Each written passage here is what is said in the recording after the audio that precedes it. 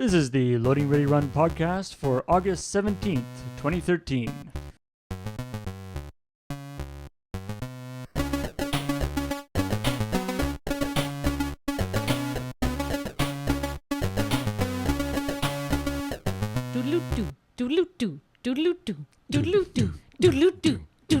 The system is down. The system is down. The system is down. The system is down. I do that at the beginning of every LRRcast as I make up a stupid song. That wasn't a made-up one, though. That was the Strong Bad song. Well, because I realized that Beej and Cam don't know I do that, and so I went with something that they would immediately pick up on. Right. But we... You could have gone into anything, really. Yeah, and I would you have do random stuff that we don't know about all the time, though. Yeah, but you've come to expect it, Paul. We've been working together for a long time. I think if I was perfectly well behaved one day, you'd be like, "Are you okay?" I just kind of chalk them up to persistent petty mal seizures. Love you too, Cam. All right. Well, this is the Loading Ready Run podcast, and this week. Graham is out of town, so we've got myself, Paul, we have Beej, we have Kathleen, and we have Cam. Yo. Hello. So we are going to be just going to quickly talk about the latest video about time zones, and then we are going to do some Askler from Facebook this week. So the time zone video was actually, I wrote that video after... we were just coming to the office, or I was coming to the office, and Graham texted me, and he was like, I slept in, be there at 1:30, and he slipped on the text, and so it was 1:30Z, and then sent it, and I was like 1:30Z, and I was like, that's perfect. 1:30Z should be it's you can just add Z to any time to just to indicate that I'm really tired, and the time that I'm indicating might be later than, so it's it's sleepy standard time. And so I had that idea, and I was like, oh man, that's actually pretty good. What if we have different times, instead of AM and PM, what if we have different times that you can just add a little bit onto the end of the time to let you know that it's going to be different from the time that's actually listed. And I was like, that's actually a time zone. That's not the AM PM thing. And so I started doing that and just came up with a bunch of random ideas for silly time zones going forward and then backward, being the sleepy standard time, and the have to get there ahead of time because you have a job interview and all that silly stuff. So I was actually pretty happy with how this turned out. It was one of those ones where I wrote it on with the scientist. It was Loading Ready Labs, and so I wrote it as the scientist character explaining it, and then having those sort of people acting it out and stuff. But I didn't quite know how it actually look at the end. I was just we'll do this, and I've got some funny stuff in here, but we need some more kind of visual interest things. Otherwise it's just going to be narration for... I mean the sliding slides that come in the... Yeah, because it's otherwise we don't want it's going to be 4 minutes of just sort of narration over stills. It's not going to be very interesting. So we sort of talked, I presented the script, and we did a read through, and then we talked about what we could do to make it more kind of interesting visually, and we came up with the idea of having the little sort of diagram, or the icon for that. So just you have UTC time or GMT or whatever, then there's the icon for sleepy time or for airport time or whatever. Graham had a lot of fun designing the icons. Yeah. So all right, party time. Yeah. And this was actually filmed over 2 days. Yeah. We shot the first part of me doing the scientist stuff at UVic, which was in the chem lab. Yeah, it was standing in front of all the sweet glassware in the chem lab area. And then and then 2 days later, we actually shot all the actual people in the office talking to each other bits, and then did all the narration. And then because I'm dumb, and I was doing all the narration, and I totally forgot to do the very, very final bit of narration, the like when they're doing like the living time backwards time. Right. And then I like, we are still working on this one. And I forgot to record that line. And then Graham texted me at like 11 o'clock on Sunday night. And he was like, did you record this line? Because I can't find it. And I'm like, oh, shit. And so I just quickly run over my computer and like plug in my headset and record that line like 10 different times in different ways. Send it off to him. It's like, please tell me this is okay. I don't want to have to like go down to the office and get the Zoom and record it again. And yeah, I was really happy with how it turned out. Yay. And I like, basically it's turned into in the forums, it's turned into like a big argument about terrible daylight savings time stuff. With like which personally, that is entirely true. I am against daylight savings time in general, but I love the stuff of people talking about. Apparently, Australia has like the most ridiculous daylight, where they're like, get people talking about like working like, because the different provinces in Australia, States, Right. yeah. or states in Australia have different daylight savings time things. And not only do they have different daylight savings, whether they're on daylight savings or not, but they actually change at different times of the year too. Oh god. Oh, come on. That sounds appalling. And so they're just talking about like, I live in, it's like if you live in this place, the closest city is actually in a different daylight savings time zone. And so you like go home and you arrive. This seems needlessly You complicated. arrive 15 minutes before you left. Yeah, Weird no stuff kidding. like that. Okay. Anyway, yes. I know that everybody hates daylight savings time because it's just weird changing our clocks. I actually really like daylight savings time because I like to get more sun in my life. I like light, and I tend to work late. So if I can have light in the evening after I'm done working for the day, I'm actually super pumped about it. So I always get kind of bummed when we have to go back to regular time. But We could just stay on daylight savings that's kind time of all the thing, time. right? We I could kind just- of wish we just did. Like Yeah. that's the thing. Like I don't care whether we stay on daylight savings time or stay on whatever. Or It's we just as could- long as it stays the same. we could just spring forward and never fall back. Just keep going forward. Just keep every springing year. forward would- every year. That's a lot of problems, Beej. No. It seems like we loop around Eventually, right? yeah. Anyhow. Until it's like it just is dark all the time and we sleep during the day. Yeah. Nice. Graham is finally happy. Yeah. Yeah. Yeah, every 24 years you get your own like sleep schedule catered to. Yep. That seems like a pretty good compromise. Luckily, democracies are not built on compromise. Anyhow, All right. we have a very busy Askler thread on Facebook, so I will turn over the magic hourglass, which shows 30 minutes, but let's do Asklers. All right. First question is from Mark Hughes. Paul, do you miss your beard? Sometimes the biggest thing is I used to like play with it a lot like this and like fluff it up and then down stuff. And so it was nice to play with it like that. That's about it. Do you foresee it making a return though? I could see maybe sometimes. Like when you're in your 50s or something? Oh no! Well, I often like if I've been if I've just been like not shaving for a while, and so I have I have a lot of stubble. I'll often shave like my neck and stuff first, and then I'll be like, no, I'll shave the rest.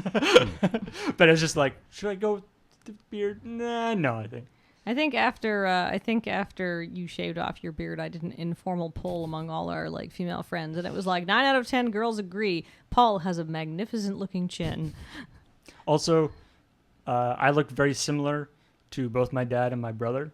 We're just Family? we have a very close familial resemblance. Ooh, genetics. And both my dad and my brother have full beards. And so it would be nice not to look exactly like them all the time. Well, yeah. It's some way we can tell each other apart. For those of you who want to see exactly how much Paul looks like his dad, it's uncanny. Like your dad just looks like an older version of you. And you can go look at, is it the season 3 finale or the season 4 finale? Season 4. Where everybody's dads are in the videos, and you can see that Paul does look exactly like his dad.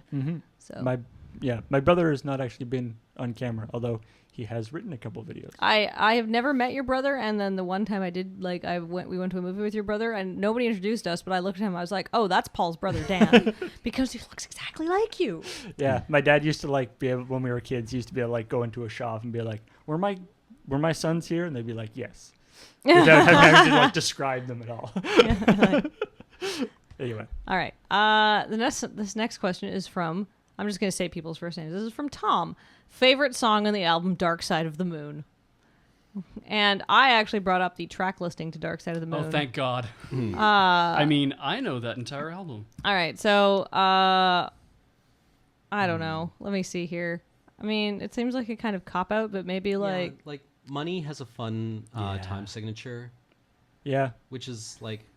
I went to a Pink Floyd like laser show.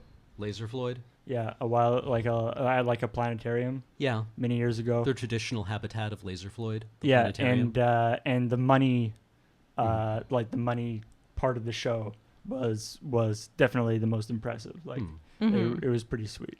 It's a pretty good song. I have not heard anything else on that album other than Money, so I Oh, will it's a go good with album. Money. You should go listen to the whole album. It's what I hear. This would be my answer too. I had a manager back when I worked in Grand Prairie who was very much into Pink Floyd, and he would tell me how he liked to go fishing, and when he was in the middle of a lake, no one else around, he would put on the boombox and he just basically listened to all of his Pink Floyd at like ear-splitting volume while he fished. Because the fish don't give a shit. He doesn't give a shit either. It was the idea was like, I don't care if I catch anything. I just want to be out here Yeah, when no aren't one you is supposed around. to be like super quiet when you? It's that the whole like he loved sitting there and just hearing, is anybody out there? Like that whole right. you know, which is of course not on Dark Side of the Moon, I don't think, but That's Yeah, the it wall. is. the wall. yeah. So he loved Yeah, that. I was definitely.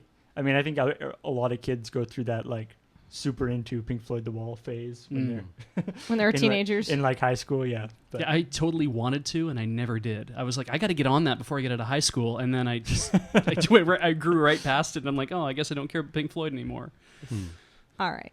So, this next question is from Evan, and it is for Cam. Cam, what work did you do prior to LRR? Was it film-related or a mind-numbingly dull, repetitious, soul-sucking public sphere job? Let's see. Before LRR, I lived up in northern British Columbia in a city called Prince George, which is where I know Kathleen from. In Prince George, I did my first degree in English Lit, and after that, I worked in various public spheres.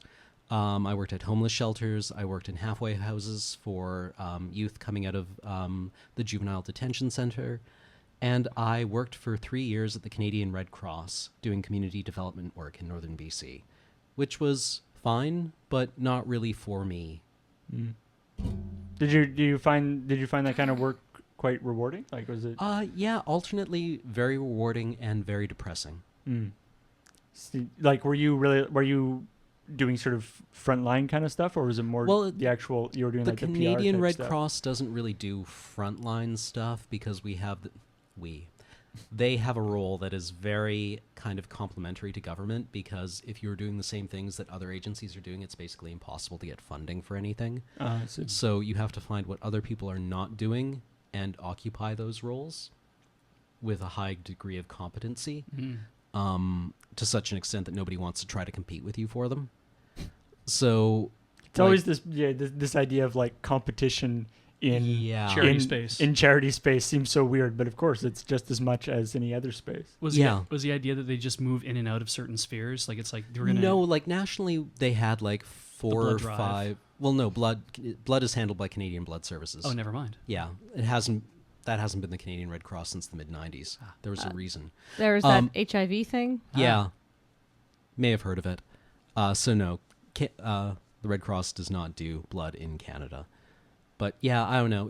It was fine. It was rewarding. It was challenging. It was not what I wanted to do for the rest of my life.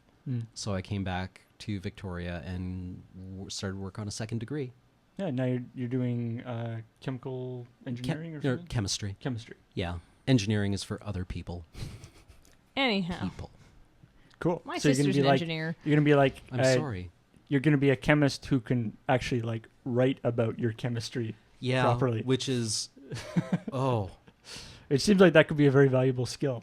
people in the STEM fields all look down on people in the arts because apparently doing art stuff requires no skill at all. And they all know how to write and don't understand why they even have to take this first year English program, right? Because writing is easy. Yeah, the one they almost always fail Yeah. out of. Yeah. Yeah. I send text messages all the time. What's the problem? Yeah. None of them can write. Anyhow, Not one of them. anyhow, Lars asks, "Are we going to get a Best of Kathleen album?" I think you could just cobble together all the podcasts for a Best of Kathleen Yeah, album. I don't think we're going to make it, but I think somebody else might. We might crowdsource that.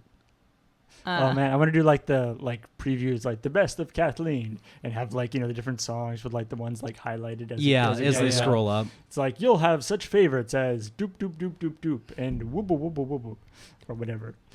And thwop, thwop, thwop, thwop, thwop, thwop, thwop. Anyhow, let's see. Michael says, myself and 3 other Formites had a wee meetup in Dublin today. Now I have 3 new friends. Do you guys ever tire of your ability to connect people? No. And then he has a quip at the end. That is super cool. No, that's awesome. I'm so glad that if you're listening, why try to have a meetup in your city. Turns Yeah. out you probably all have similar interests. That's awesome. Like I love the idea that like we have the like meetups at conventions and stuff, but I love the idea of just our fans meeting up with each other, not even necessarily anything to do with us, but just because if you're a Loading Ready Run fan, there's a certain, obviously you like certain types of things because you like our stuff, so you automatically have a common ground. Yeah. And so it doesn't even need to be like about us at all. That's great. The ability to connect people, whether socially or in the context of the human centipede, I think is infinitely rewarding. Uh-huh. Okay. So we'd rather either connect people emotionally or connect surgically. actually. Yeah, If, connect surgically. if you've been scarred by Cam, maybe organize a meetup today. There may be more members of your chapter than you think. Bring sutures. Send Another pictures. question for Cam. Cam, how did you start getting... Michael asks, how did you start getting larger rolls in LRRR? Also, what would you do if magic no longer had counter spells? How did I start getting larger roles in LRRR? I assume I just got better at acting, and so people trusted me a bit more with having larger roles. You showed up every week. Yeah. Oh. And we were like, apparently I was here. and it was like, we need somebody who dresses great. Here, Cam, do it. So forget what I just said. I was around. Yes. No. That is And- that is a very important aspect of Loading Ready Run acting. Yeah. Being present. It's funny. Yes. Because and being younger than you in the in the LRRR sphere, what I've seen from showing up is that I noticed that a lot of people have very different senses of humor and delivery, and so I think that your kind of sardonic, dry delivery really suits a lot of certain roles that end up getting written. I'm sure pretty much for you. That's how I feel about it. I mean, it's definitely like there's usually the progression of like our friends who are super into helping us out with Loading Ready Run, where it'll be like, we need somebody to hold boom, or we need somebody to just like be a background person in this video. We just like need a body. Go do it. Right. Excellent. Thank you very much. And then as we start hanging out with people more, we're like, oh man, Cam or Beej would be awesome at this particular thing. We need somebody to hide in the bushes and jump out at somebody. Yeah. Beej, it's got to be. we have a good voice here. Yeah. Yeah. Well, you guys have been like regularly attending enough that now, at least when I'm writing video, I'm like, oh, we should get Cam. Sometimes I'm like, oh, this should be Graham. Or sometimes I'm like, oh, this should be Cam or this should be Beej, right? Which is not something that you get. I mean, a lot of the time, I always get the girl roles for some reason, but we try to write our Typecast. roles generically, but occasionally you have an actor in mind when you're going for something. So yeah, keep showing up and you'll keep being in things, but we wouldn't put you in lots of things if you weren't good at what you did. Aww. And Cam, you have become a wonderful actor over the last couple of years. I believe in you. Here's another sweet question. Jesse asks, what would any of you name a baby girl? We're having a baby girl soon and drawing a blank on names. Arduino. Maybe not that. Well, You can add all sorts of attachments to her. It's true. My philosophy for names is, and I thank my dad for this because I was almost named Katrina, which was a very, very cool name because of the song I'm Walking on Sunshine by Katrina and the Waves. Right. And, I'm kind of dating, how old I am now, because you can look up when that song came out. But my mom was like, yeah. My dad was like, no. It's trendy and popular now. It would have been like the equivalent of naming me Britney after Baby One More Time came out. Mm-hmm. And so my dad argued, and then they settled on Kathleen, it being a classic but good compromise. And I just don't, So go for names that have enduring popularity. Not like dull names, like, Agatha or something like that, unless you want a name. I was about to suggest Agatha. Really? I think it's kind of a cool name. It's due for a comeback. But like... Actually, I think it's a totally badass name. It's a super badass name, but it's not like... It's not what people would call like a traditionally pretty girl's name, Mm-hmm. which a lot of people are. That's what they're looking for. But I Right. mean, I don't think you can go wrong with a Sarah or an Emma or an Emily or an Amelia or, those are just some English names, Heather is, she was really interested when she was young she wished she had ended up with a name that you could nick down to like Samantha becomes Sam or Charlene becomes Charlie, like that kind of thing, right? Really? She wanted something that would kind of nick down to unisex for her, like something that's slightly masculine, because she was a big tomboy. And I think that those names kind of have some appeal too, because then you can say if you can give your daughter a full name, like my mother's name is Jacqueline, but if you nick it down to Jackie, then that still works very well too. And you might find that, a name that you can actually make a nickname out of gives your kid a little more, like, I'm not Beej 100% of the time, right? Sometimes I have to be Brendan. And having that flexibility, I think, is really cool when you name a kid too. Yeah, Oh, having personal experience with going into Beej's workplace and asking for Beej, and them looking at me like they think they should call security. Yeah. Is because that like I think a- this man is here yeah, to is- solicit. Is that a peripheral, a Beej for the? I Is hope that a that's USB device? I hope or- that's what they were thinking. I was going to suggest the exact opposite, because people have tried to shorten my name over the years, because Kathleen is a long name, and I just Cat. like, Yeah, no. I guess like Yeah, cat you is get the a lot short. of cats but, I've yeah. seen. I get a lot of cats. That is But like I think marginally acceptable, but not preferred. like I when I was a kid especially, I like all my friends, I would sort of just habitually shorten their names when I was talking to them, Right. until I started hanging out with a guy named Ian, which cannot be shortened. Mm-hmm. And I was like, your name is already too short.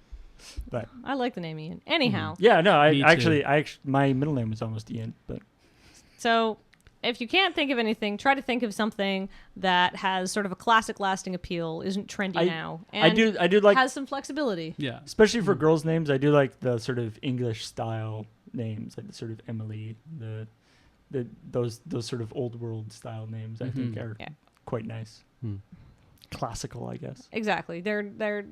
It's not, and if you pick a name like that, she's not going to be like the situations I had when I was a kid, when there was like 6 Crystals in my class and 3 Jennifers and Yeah. stuff like that. Like, Yes, whatever you do, don't take a name that is a very common name and then change the spelling of it for no Oh, yeah. reason. stop that. All Yes. of you stop. Do not that. make your child have to spell out their name every time it is read. Oh, and go look at what the popular names list has been for the last 10 years, and then just try to avoid all of those.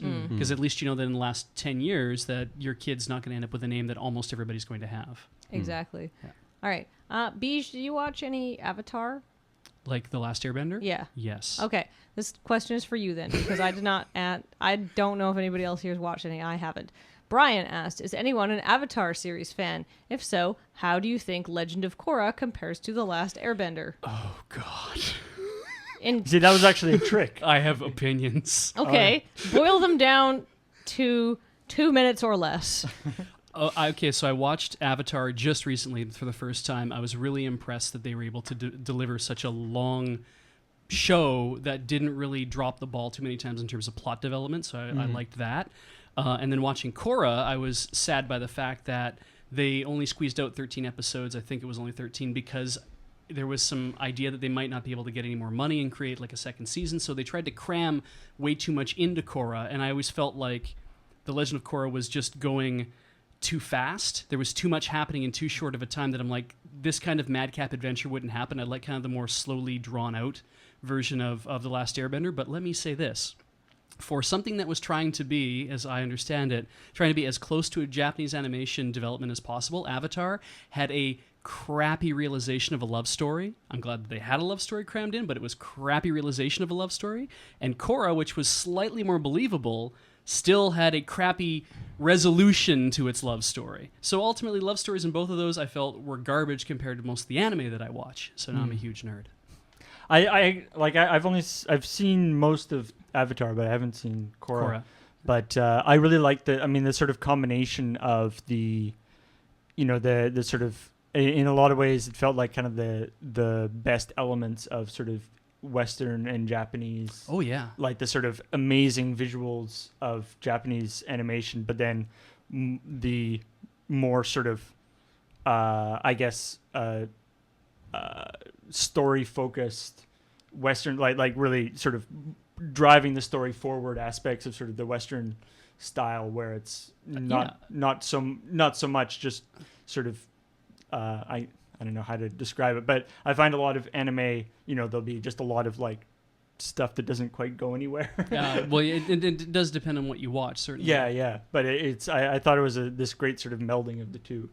Yeah. Alrighty. Okay. Moving on. James asks, we'll just go around the circle here.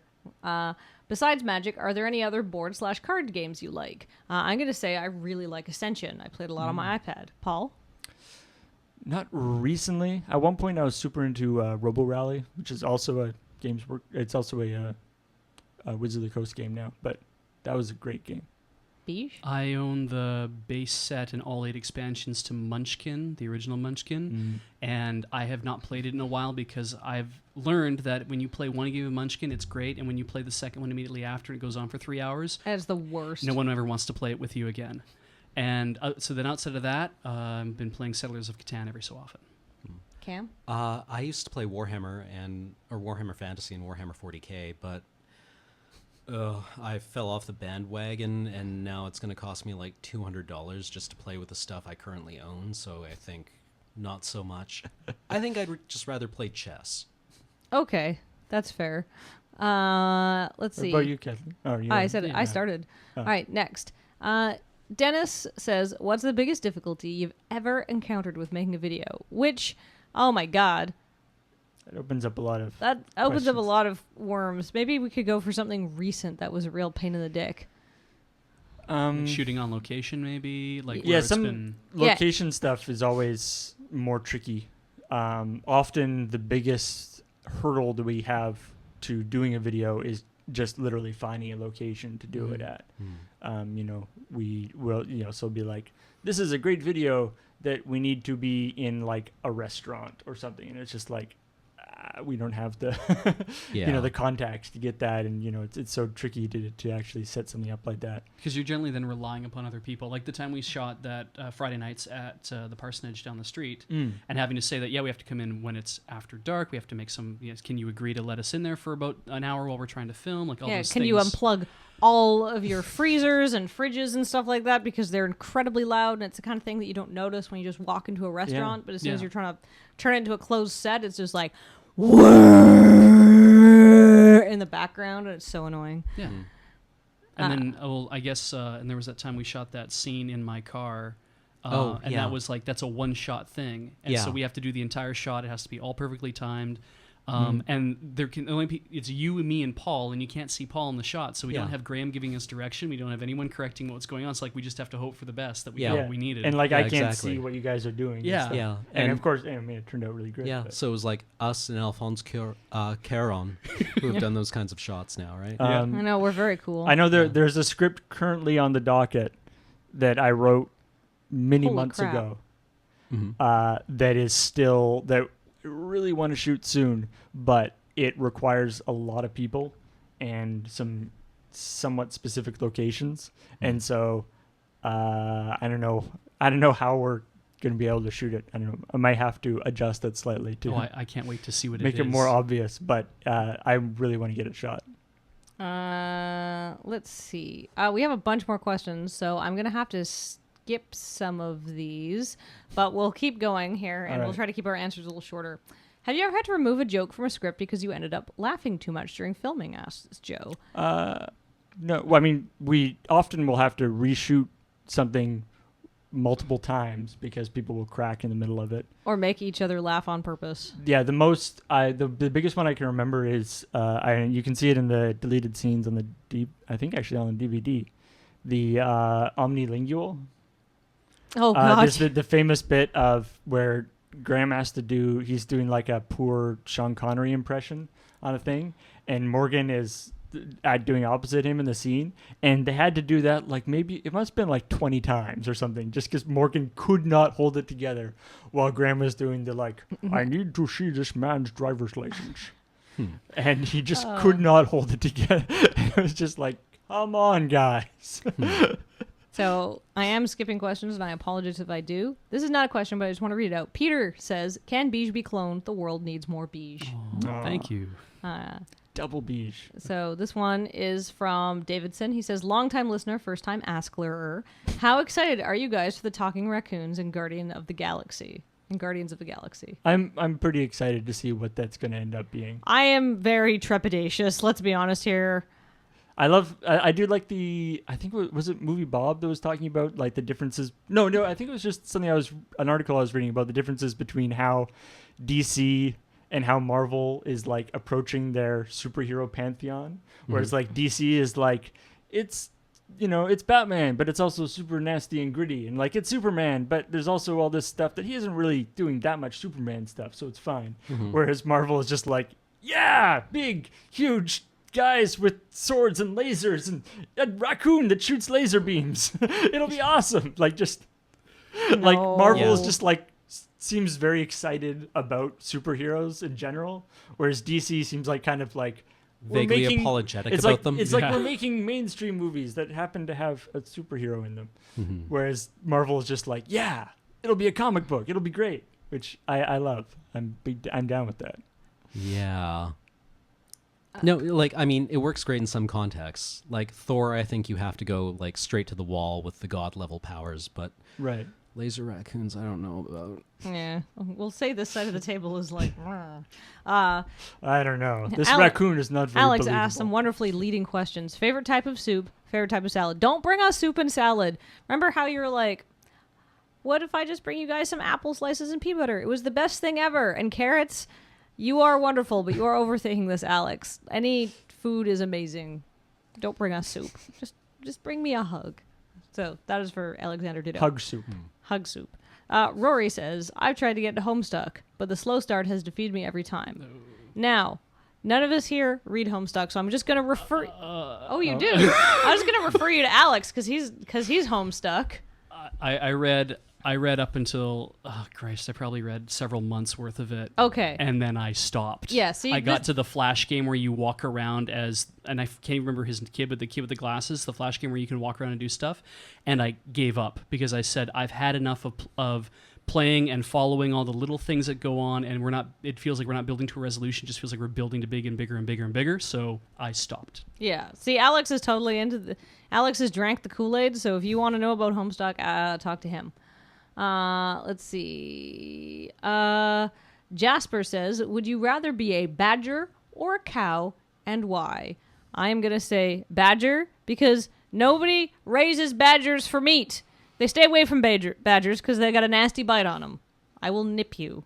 Badger, badger, badger, badger, badger, badger, badger, badger, badger, badger, badger. Yeah, badger. Yeah. I'm all about the badgers. Does somebody... Yeah, I think that's a pretty... Even if you were a dairy cow or whatever, you could live your whole life, or you're like a bull. A Kobe beef cow? Like all these great things that you were so well taken care of and everything. Still get eaten. Yeah, and I mean, they don't eat like milk cows, I don't think, as a rule normally anyway. Right? If they get old enough that they don't produce milk anymore, I think they get turned into ground beef, though. Maybe that was like dog food. Yeah, could be it too. Right. But it's like just there's like... That's not I don't like that as a life. Yeah, that sounds like a hellish life. Yeah. No thanks. And a badger can dig underground. Yeah. All right. Andrew says, do you have plans to do more fun with microwaves purely for scientific reasons? Maybe? We've talked about this a couple times in the past. I think we're kind of running low on ideas. I feel like with the third Fun with Microwaves, we got to the point where like you kind of want to ramp it up with each video. Right. And we're at the point where if we ramp it up past where we are in Fun with Microwaves 3, I think we are getting past the point where we can do it safely with our current knowledge. Yeah. We would have to have somebody who actually like A physicist, essentially. or some sort of like safety person on site, and I don't think we want to actually go in that area.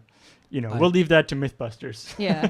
Fun with microwaves, I think we've tapped out. Fun with gamma rays. Anger with gamma rays. Brief. Sean asks, what is your favorite silly poker variant? Which, of course, is Paul. Viking Secret Wildcard Poker. Yay! That's an older video Yes. reference.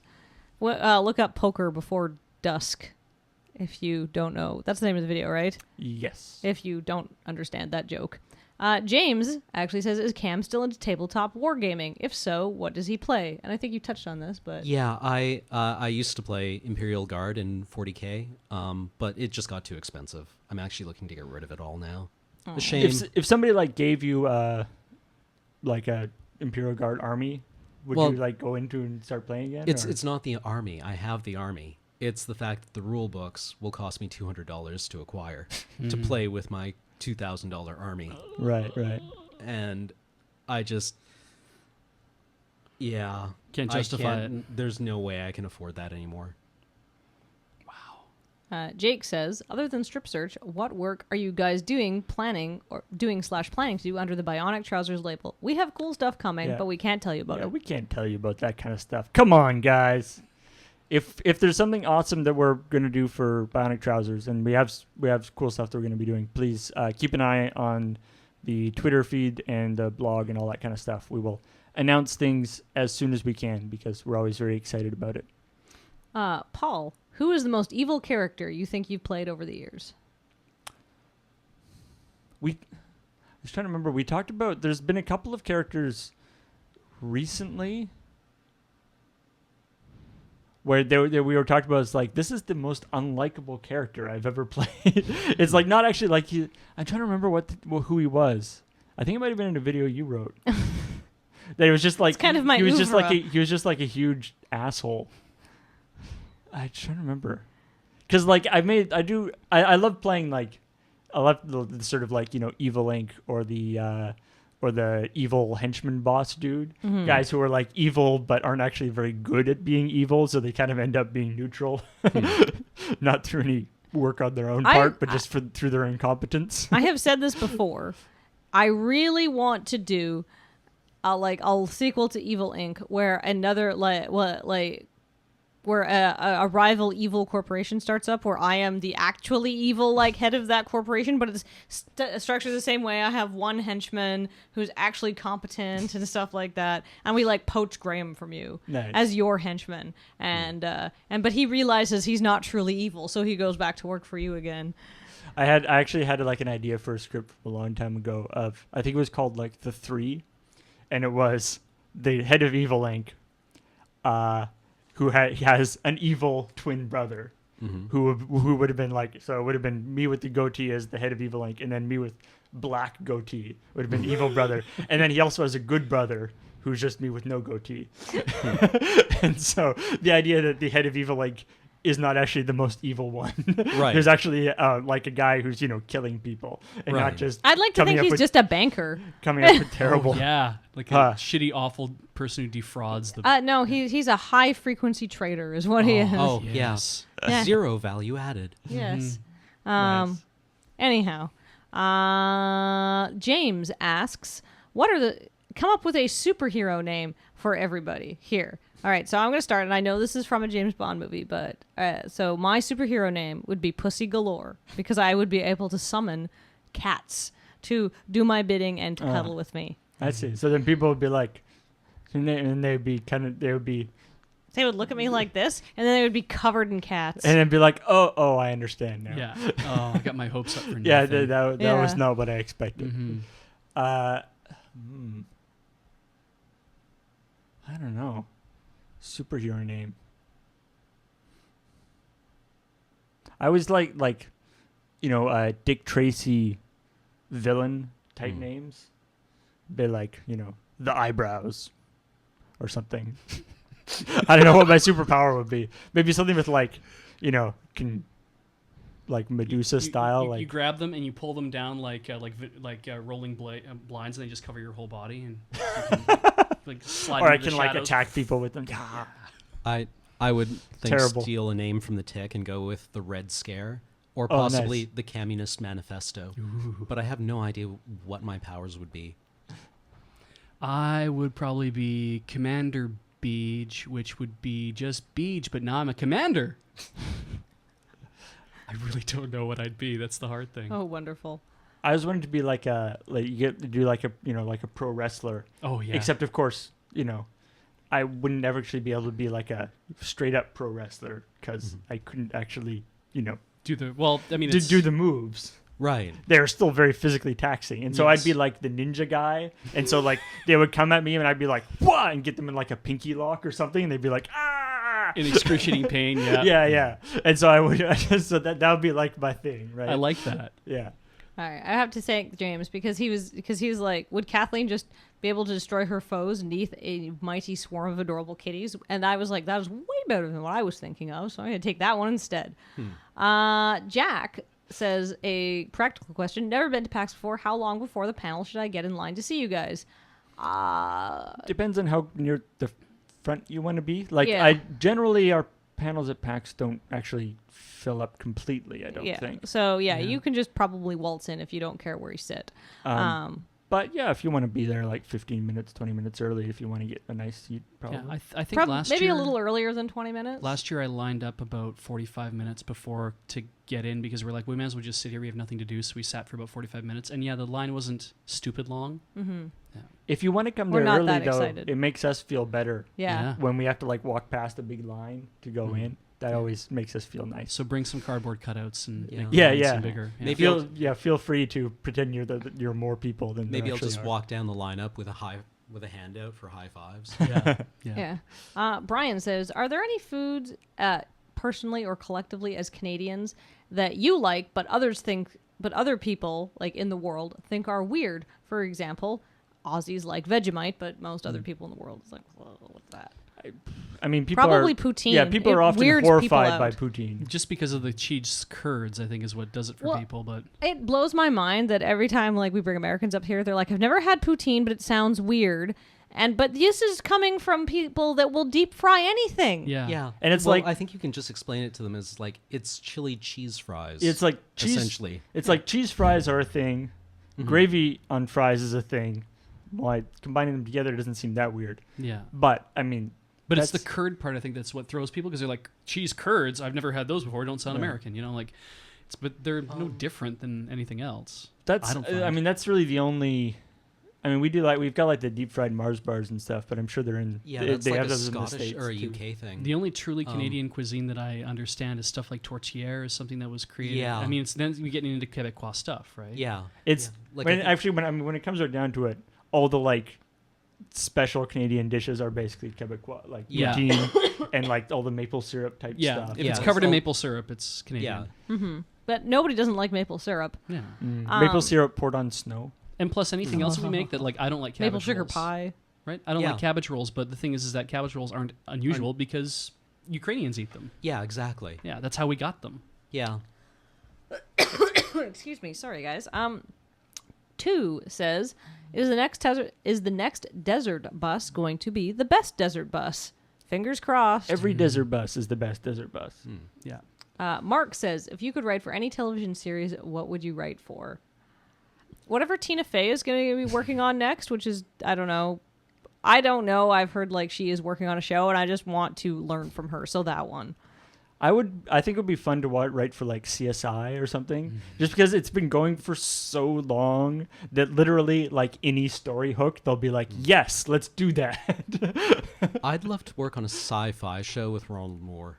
I think that'd be a lot of fun, even if it just meant that I got to hang out with like Jane Espenson. I really like Community.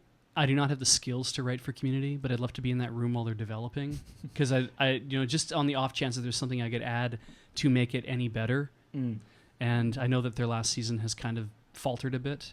At least that's what a lot of You people could feel. have the honor of being personally yelled at by Dan Harmon. Well, yeah, exactly. That could be interesting too, right? Paul, Yes. Team Cam, Team Beej, or Team Kathleen? Oh, you make me You know what side your bread's That's from buttered on. Darien. choose these things when I don't even have a appropriate T-shirt. Or that you don't really even care. I have a team? Yeah, everybody has. Well, a according team, to Darien, apparently. you do. Ooh. And apparently I'm not on it. No, Yeah, no. we're all No, So you eat can't. it. You can't be on each other's team. Yeah. Yeah.